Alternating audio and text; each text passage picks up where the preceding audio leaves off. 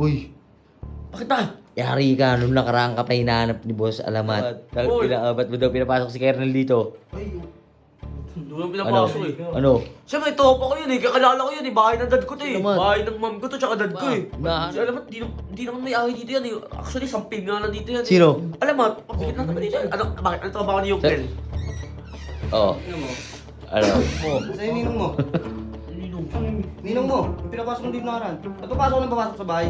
Si ano kasi, pinilit ako eh. Nino, Pinilit. grado ka? Ano, sinungaling mo talaga mga pwede mo ako. Lo!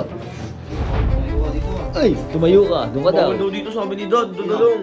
Hindi. Dito. Oh. Ano pang ginagawa mo?